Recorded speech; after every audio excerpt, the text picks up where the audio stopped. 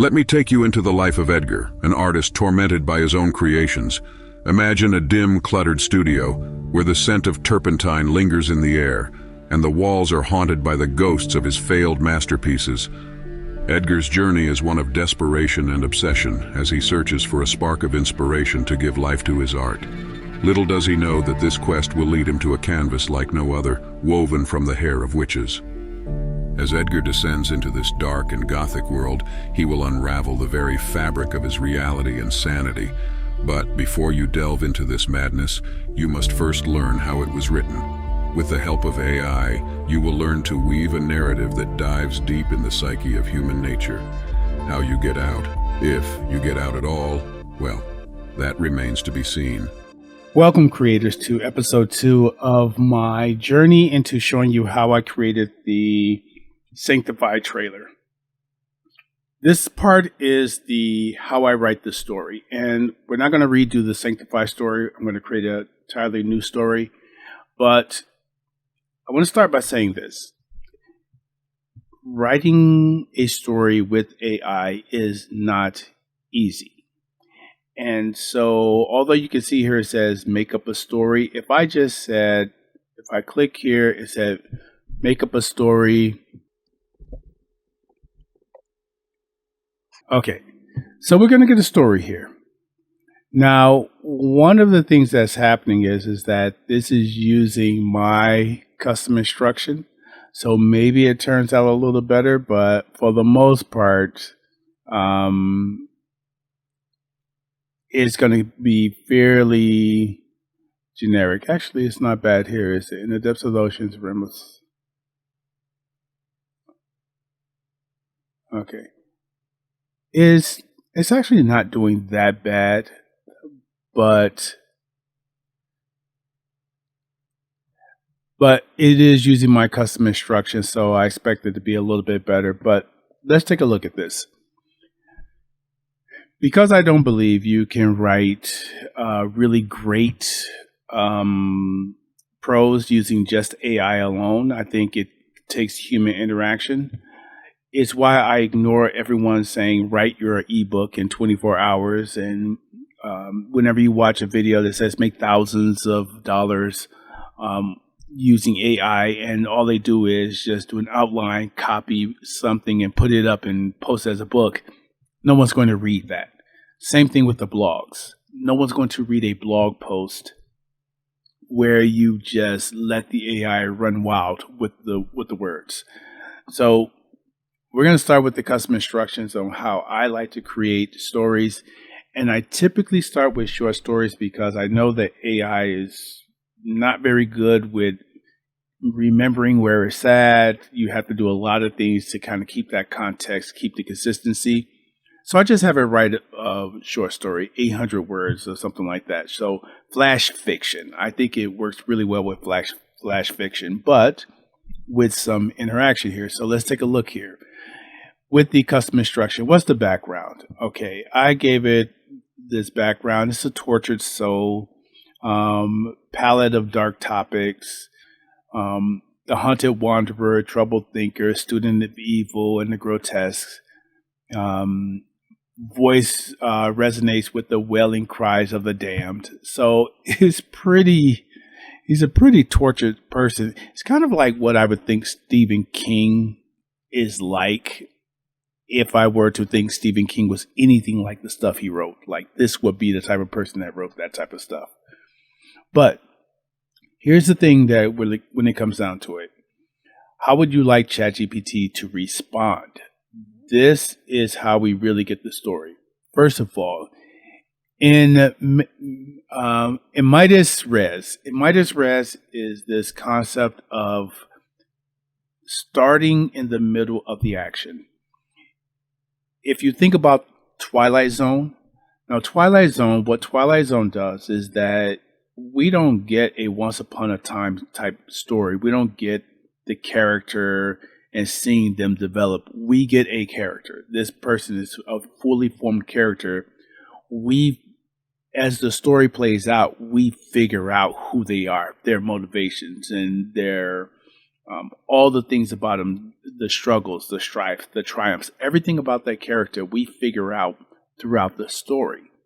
But when it first comes on, we have no clue who this person is. And so, because we're writing such a short story, that's the way we need to pick up. We don't have time to develop a full character and then drive them into the hero's journey type of story structure. We need to have the story start. So it's an important part of how I write short stories on my own, and it's how I'm going to write them with the AI. Okay, the layer atmosphere, we have to build out the scene. So that layer atmosphere of like giving it some texture, giving it some context, giving it a world to run in is important. Character complexity. Character complexity is that we can't have a one-dimensional character in a short story. You have to bring in all of the conflict, all of the moral dilemmas. This person cannot be all good or all bad. They have to be something far more complex for the story to even have any type of legitimacy. Foreshadowing and symbolism. This is not as important, but it partly you want to kind of like give the reader some foreshadowing, some symbols so they can pick up on the cues along the way. We just don't want to throw everything out there, kind of like that show don't tell type of thing. So the foreshadowing gives it the kind of like the show and not tell. The dialogue. Getting ChatGPT to write good dialogue is difficult. This is where I do most of my editing, is that I go in and I change the dialogue. A lot of times I'm changing the dialogue. More ambiguity. This goes back to that complex character, is that we just don't want a one-dimensional character. We need him or her to have some angst. We're never sure how the story goes. And that actually goes to the open-ended closure. Do I want ChatGPT left to its own devices would always give me a story that ends on a good note. But that's not what we want in a horror story. Sometimes you want it left open. Sometimes you don't want everything to work out. Or sometimes you just want things to end in a complex way where you're just not sure what's going on, but you know something happened. So that's what you want with this. And so this is the custom instruction. So this is how we do it. So we'll start a new chat. Now, let's get with the concept. For the most part, I have a bunch of story concepts that I have, some generated by AI, which AI is really good at doing. And then some are just things that come up out of the top of my head that I'll just write down. Like I have one right now that I'm calling Gate 16, which is about almost like a young man shows up at the airport and everyone disappears. And now he has to walk through this world. He's kind of in between worlds. But my story concept is this one, number 3, the cursed canvas. And as you can see, the concept, an artist known for grotesque paintings acquires a canvas that is said to be woven with the hair of witches burned at the stake. Anything he paints becomes twisted reality, but the canvas demands a terrible price, the artist's sanity. Now, that's the concept here. I think we have to build this concept out, because why would he do this? Well, let's figure that out. Okay. Let's do this.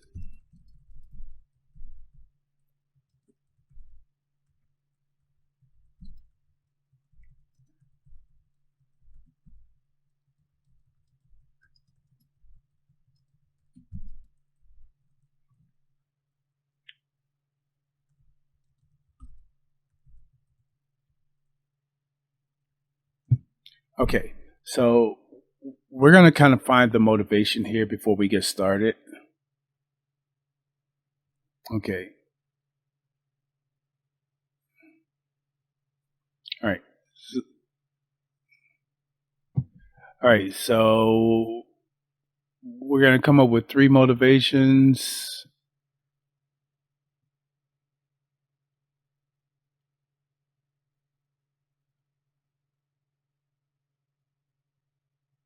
All right. Let's find out which one we want. All right. The quest for unparalleled artistry. This is the first thing I think about when I think of something like this, is that maybe fame, fortune, something like that is where he comes up with. The allure of creating, manipulate reality itself is too intoxicating to resist.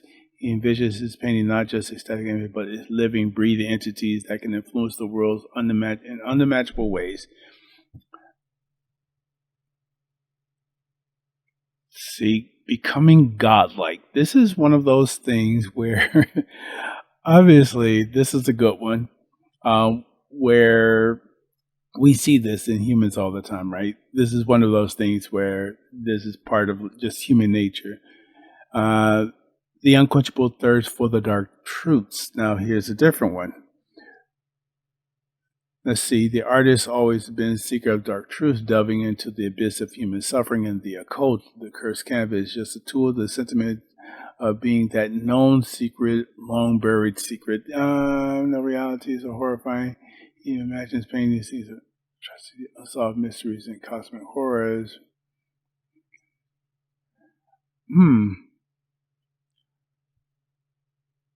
I don't know. I'm gonna go with, just for. I think this is going to be the easiest one to figure out. So, for the sake of this video, I'm going to go with this one. But I kind of like number 3. But we're going to go with number 1. All right. So we're going to go with number 1. All right. Now that we know his motivation, let's come up with 3 ways that this story can end.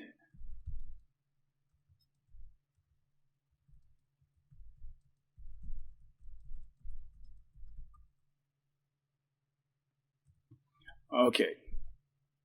Now, why am I coming up with the ending right now? And it's because it's a short story and I don't want ChatGPT to wander, to hallucinate, as you might say, or to just go in these tangents. I'm going to give it the ending. So if it knows the concept, it knows the motivation of the character, and if it knows the ending, it will write a better story and stay in line. Okay. So we got we have the masterpiece to madness. All right. He basically becomes God. It's a real landscape catcher. So here's one of those things that we have with ChatGPT. As you can see, when you're writing a horror story, you get sayings that, you know, it may not be PG. It doesn't like R-rated material. So if you say something here, it may flag it. But we're going to do it like this. We'll say, come over through to this story. Keep.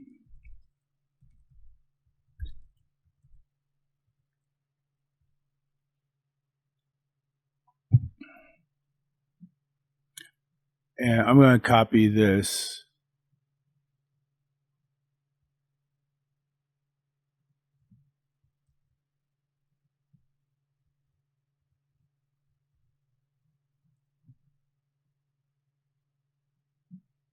Or maybe I can't do that.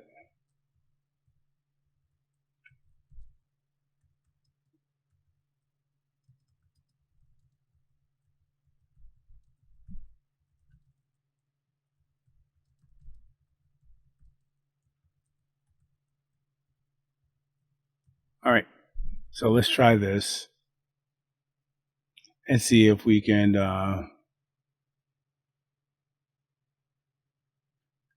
See, PG-13 does not work. Let's see what kind of words are here that.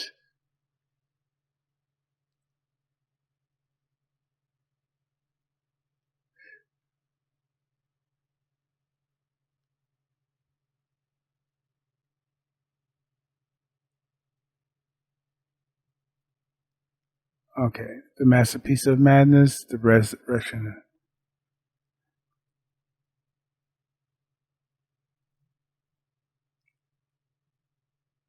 Okay.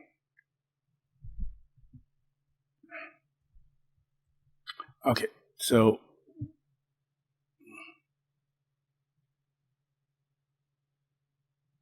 all right, I'm going to go with this one.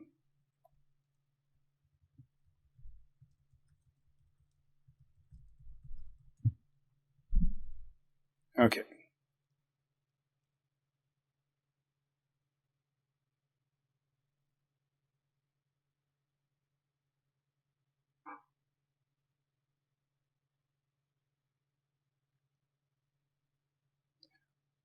All right. So what it's doing now is writing. We're just going to go ahead and let it write, but what I'm going to do is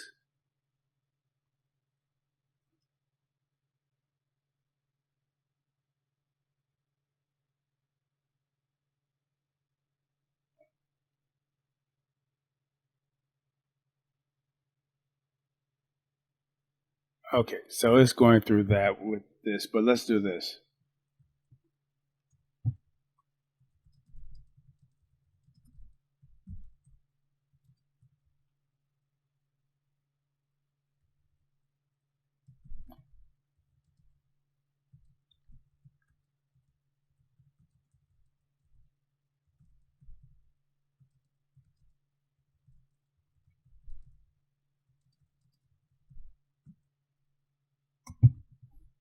Okay. So let's get some story beats.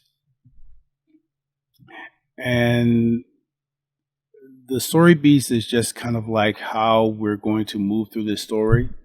And so temptation and doubt, foreshadowing of madness, introduction to the mirror, crisis point.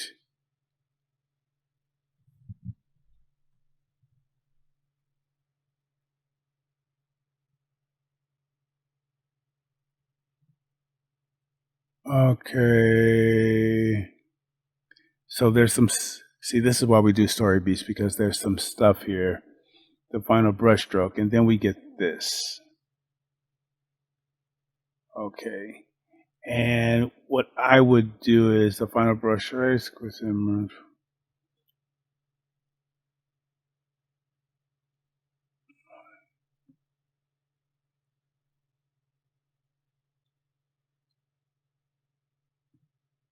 Okay. So we'll get this one. Okay. So we're going to eliminate. We're going to eliminate this. All right. 12, 13, 14.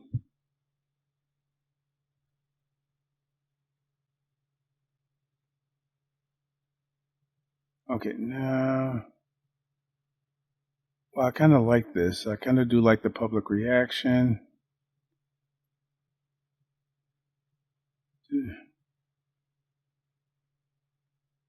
No, we're going to get rid of 16. Okay.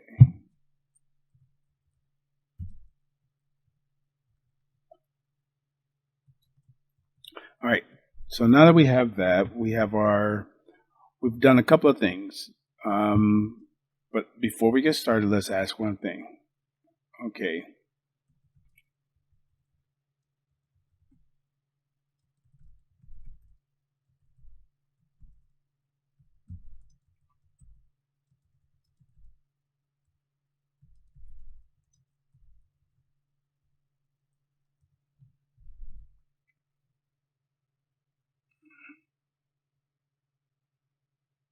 Okay.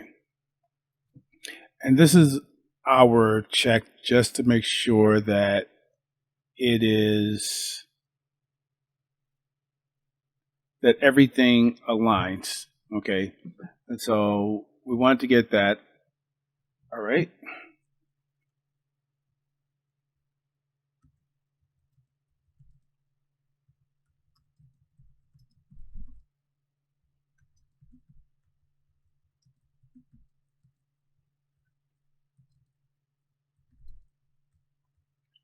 Let's keep everything in. Let's just see what it gives me.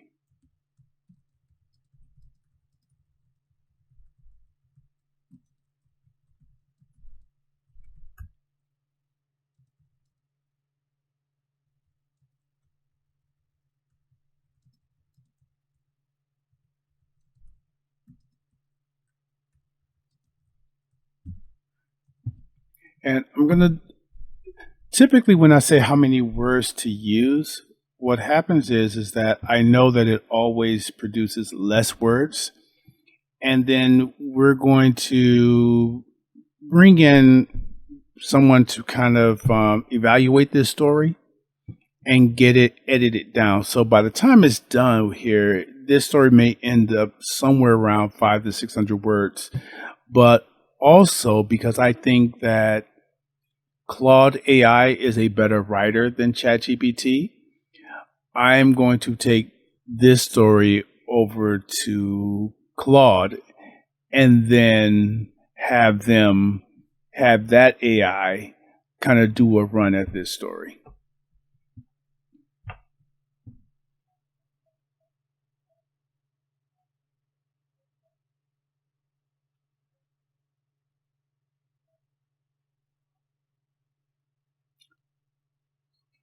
Okay.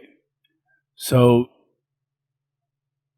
just by looking at this, what I can see is that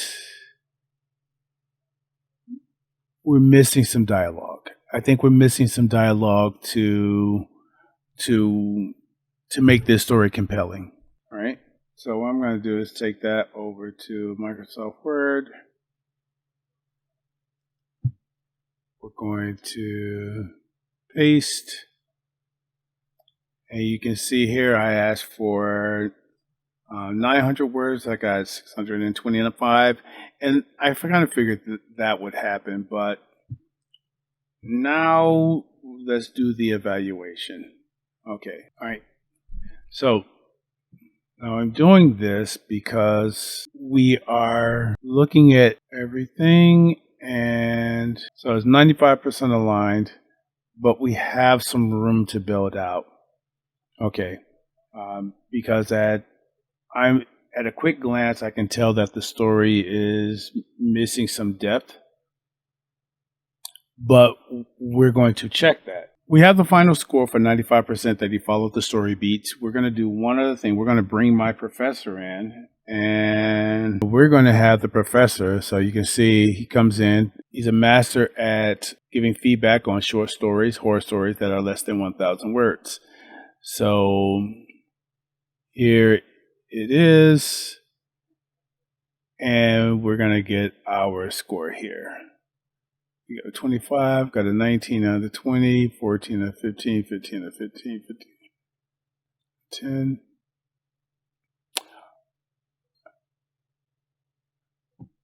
All right. This is unusual. This has never happened before, but this got an A plus from this professor. But Claude is a better writer than ChatGPT. So we're going to do one more thing. And I realize that this is a lot of work for just a short story, but it's one of those things that we do to really kind of like make sure is quality. So we're going to come here and I'm going to say,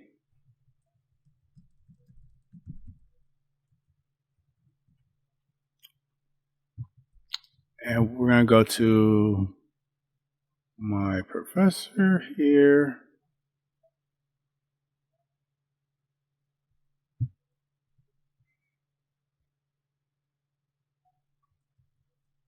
And let's see.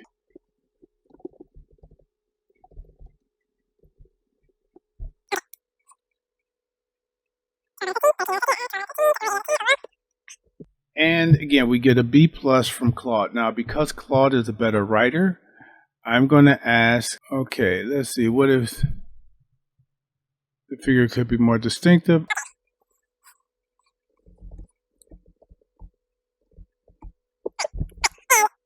let's see what Claude does. And this is kind of my typical workflow here. It is I do a lot in ChatGPT because I think the custom instructions just makes it easier to work with. And ChatGPT does really good with evaluations. GPT-4 is a relatively decent writer, and so I tend to like it simply because I know that it's decent enough. And then what we're going to do is, the last time we got 629 words. Let's see what we get this time. Now, Claude tends to really cut things down a little bit. So there's a couple of things that I'm going to ask it to expand upon.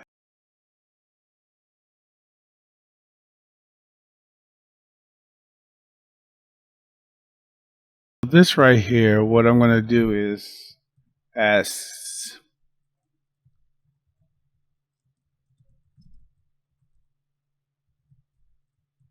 I'm going to ask it to expand on this moment.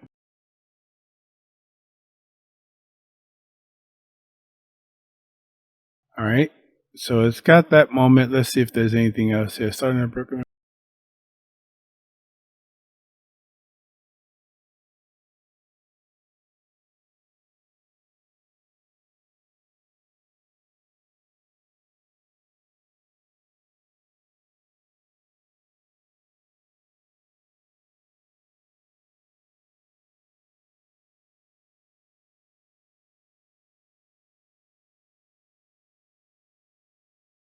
So I'm going to do one other thing here. So I'm going to copy the story here,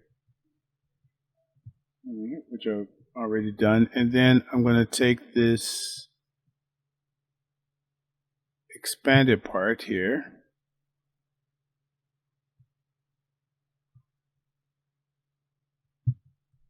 Okay, so here's the new story.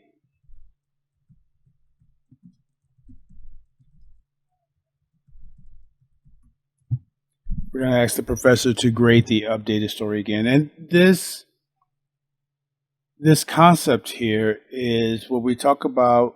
I talked about before. Is this the kind of like that, the tree of thought, right? The idea that you have to continually go back and do this in order to get a compelling story. And so that's what we're going to do here. Now, the one thing I would do is, as you saw, I kind of glanced at it and did a couple of things, and primarily because I've done this enough where I can kind of see the parts that are a little lacking, and I can just quickly kind of like update that. You can always tell where things are off a bit. But one of the things I do, because I want an A grade before I even start my own edits, is I just keep going back and forth until I get my A. Then once I get my A, then I can come in and do what the necessary things. All right. But really, this idea is to kind of show you guys that this is not one prompt and done type of things, right? This is not me just saying, hey, write this story, here's the concept, and write it, and then putting it out. It's involved. So we've been at this for about less than an hour, though. So you can see it doesn't take a lot of time if you kind of know what you want. So what I'm going to do is give you guys my persona. I'm going to give you the writer's persona, and I give you my professor persona, and you can kind of test this out for yourself just to see how it works for you. But as a closing thing, what we will do, we will close out with the actual story. That's it for me. Hope you guys enjoy the actual story. The Masterpiece of Madness. Edgar sat alone in his dim, cluttered studio. The scent of turpentine hung in the air as he glared at his latest unfinished canvas, surrounded by a cacophony of failed attempts. "Why can't you speak to me?" he muttered into the shadows. "Just lifeless colors and shapes. You lack a soul." His phone vibrated suddenly in the darkness. An ominous message from an unknown number read simply, "Seek the canvas woven from the hair of witches. It will give you what you seek." Edgar felt a chill down his spine. A week later, Edgar found himself in a narrow alley at midnight, a thick fog swirling around his feet. His heart pounded as he pulled his collar up against the chill. This was the meeting place agreed upon in hushed tones. A lone figure lurked in the shadows, draped in a dark hooded cloak that obscured their face. Edgar hesitated, doubting his decision to come here, but his desire burned too strongly. "Do you have the canvas?" he asked, his voice tinged with anticipation. The figure nodded, slowly pulling a tightly rolled canvas from beneath their cloak. "Yes, but it demands a price," they hissed in warning. "Are you prepared to pay it?" Edgar's mouth went dry, but he managed to whisper, "I will pay any price for my art." The figure seemed to glide forward and place the canvas in Edgar's trembling hands. As the material touched his skin, he felt a strange shock, like a surge of electricity.